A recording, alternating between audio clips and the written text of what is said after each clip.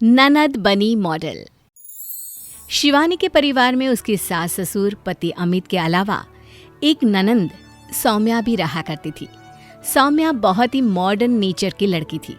शिवानी का परिवार काफी साधारण सा था, लेकिन सौम्या के नखरे कुछ ज्यादा ही थे। वो हमेशा से एक मॉडल बनना चाहती थी। शिवानी, जल्दी से जाकर सौम्या को उठा दो, उसके कॉलेज का वक्त हो गया है। कब तक सोती रहेगी वो? कितनी बार कोशिश कर चुकी हूँ, सौम्या सोकर उठी ही नहीं। मैंने पहले भी उन्हें उठाया था। दिन पर दिन सौम्या को पता नहीं क्या होता जा रहा है।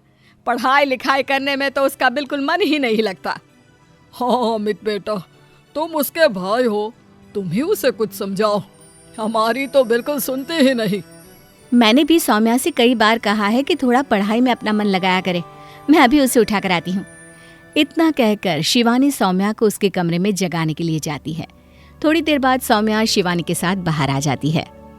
क्या बात है सौम्या, आज कॉलेज नहीं जाना क्या? क्या है ना भैया, कॉलेज में ठीक सी क्लासेस तो हो नहीं रही, और वैसे भी आपको पता है अपने शहर में मॉडलिंग के लिए ऑडिशन हो रहे हैं। अरे ऑडिशन हो रहा है तो होने दो, हमें उससे क्या लेना देना। माँ, मुझे भी मॉडलिंग का ऑडिशन देना है। ये क्या कह रही हो बेटा? हमारे घर में ये मॉडलिंग और ये सारी चीजें नहीं चलती। हम सीधे साधे लोग हैं बेटा।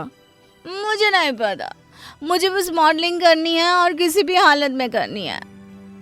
सौम्या, अभी तुम्हारी पढ़ाई लिखाई करने की उम्र है, ये सब काम बाद में कर लेना। भाभी, आप तो रहने ही दीजिए, कभी मुझे सपोर्ट नहीं करती आप। मुझे मॉडल बनना है और मैं ऑडिशन देने के लिए जा रही हूँ तो जा रही हूँ, चाहे कोई कुछ भी कहे। ये क्या तरीका है सौम्या? घर के बड़े लोग तुम्हें समझा रहे हैं ना। लेकिन सौम्या किसी की बात नहीं मानती और मॉडलिंग का ऑडिशन देने के लिए चली जाती है। वहां जाने के बाद सौम्या का सिलेक्शन भी हो जाता है और ये बात वो अपने सारे घर वालों को बता देती है। अब मेरा मॉडलिंग के लिए ऑडिशन राउंड में सिलेक्शन हो चुका है और मुझे मुंबई जाना होगा। अरे, इस तरह अचानक और अकेले कैसे जाओगी तुम? मैं कौन सा आज जा रही हूँ भाभी, अभी तो हमारी इसी शहर में ट्रेनिंग होगी, वो भी पूरे 1 महीने तक। और उसके बाद क्या होगा? उसके बाद मैं और मेरा मुंबई शहर फिर मेरा मॉडलिंग वाला करियर पूरी तरह शुरू हो जाएगा। अपने घर वालों के लाख मना करने के बाद भी सौम्या ने मॉडलिंग करने का डिसीजन नहीं छोड़ा और कॉलेज छोड़कर रोजाना मॉडलिंग करने के लिए जाने लगी। एक दिन शाम के वक्त, पापा, मुझे 1 लाख रुपए चाहिए। 1 लाख? लेकिन क्यों बेटा, इतने पैसों का क्या करोगी?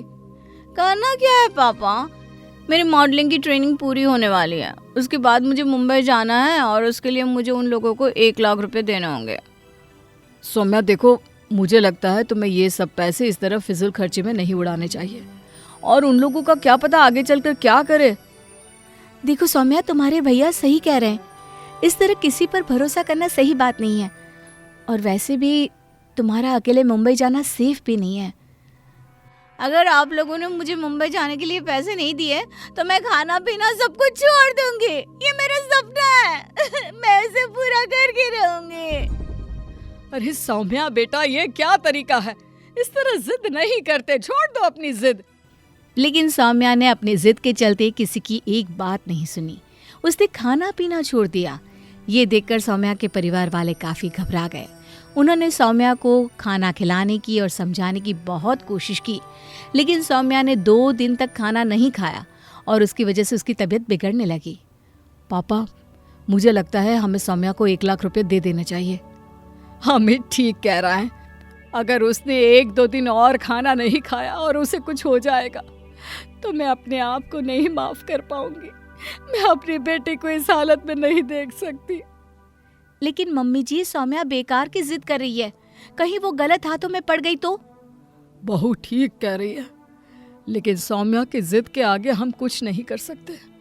मुझे उन्हें पैसे देने ही होंगे।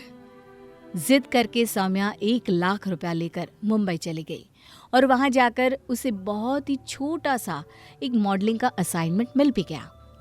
मॉडलिंग शूट पूरा करने के बाद सौम्या वापस अपने घर आ गई। माँ, पापा, भाई, भाभी, मैंने आपसे कहा था ना मैं एक दिन मॉडल बनूंगी। ये देखिए मेरी फोटो। सौम्या बेटा, ये तो एक छोटा सा पोस्टर है, वो भी किसी दुकान के विज्ञापन का। अरे तो क्या हुआ ना, ऐसे ही तो मॉडल बनते हैं। देखना एक दिन मैं बहुत बड़ी मॉडल बन जाऊंगी। अरे सौम्या, इतने छोटे से फोटोग्राफ्स वाले मॉडलिंग के लिए तुमने पूरे 1 लाख रुपए दे दिए? हाँ सौम्या, मैं भी वही सोच रहा था। ये तो किसी दुकान का एड है जिसमें उन लोगों ने तुम्हारी फोटो छाप दी है। देखना भैया, धीरे धीरे मुझे बहुत बड़े बड़े मॉडलिंग असाइनमेंट्स मिलेंगे। उन लोगों ने मुझसे कहा है कि ये तो बस शुरुआत है। उसके बाद सौम्या हर दिन मॉडलिंग असाइनमेंट मिलने का इंतजार करने लगी। वक्त बीतता गया लेकिन उसे कोई कॉल नहीं आया। सौम्या बार बार अपनी मॉडलिंग एजेंसी को फोन करके पूछती, लेकिन वो लोग हर बार उसे टाल देते थे। सौम्या समझ गई थी कि उसके 1 लाख पूरी तरह से बेकार हो गए थे। ये सब सोचकर सौम्या काफी परेशान रहने लगी और उसकी पढ़ाई भी बीच में ही अधूरी छूट गई। 6 महीने बीत गए लेकिन सौम्या के पास मॉडलिंग का कोई काम नहीं था। देखो सौम्या, मैंने तुम्हें पहले भी समझाया था, उन लोगों ने हमें धोखा दिया है। हाँ सौम्या, शिवानी ठीक कह रही है, और इसकी वजह से तुम्हारी पढ़ाई लिखाई भी छूट गई, तुम्हारा कॉलेज भी अधूरा रह गया। तो मैंने मॉडल बनने का सपना देखकर क्या गलती की है भैया, कि अब मुझे उसके लिए कोशिश भी नहीं करनी चाहिए थी। अरे सौम्या, अपना दिल छोटा मत करो। देखो, मॉडल तो तुम बन ही चुकी हो। हम सबकी नज़र में तो तू हमेशा से ही मॉडल रहोगी, लेकिन तुमने बस एक छोटी सी गलती कर दी। कैसी गलती भाभी? यही गलती कि पहले तुम्हें अपनी पढ़ाई पूरी करनी चाहिए थी और इस तरह किसी पर भरोसा नहीं करना चाहिए। 1 लाख रुपया बहुत बड़ी रकम होती है। आप ठीक कहती हैं भाभी, अब मैं इस बात का पूरा ध्यान रखूंगी। पहले अपनी पढ़ाई पूरी करूंगी और उसके बाद ही मॉडल बनने का सपना देखूंगी। और देखना, एक दिन मेरी बहन भी बहुत बड़ी मॉडल नहीं, सुपर मॉडल बनेगी। और फिर मैं तो बड़ी शान से कहूंगी, मेरी ननद मॉडल है।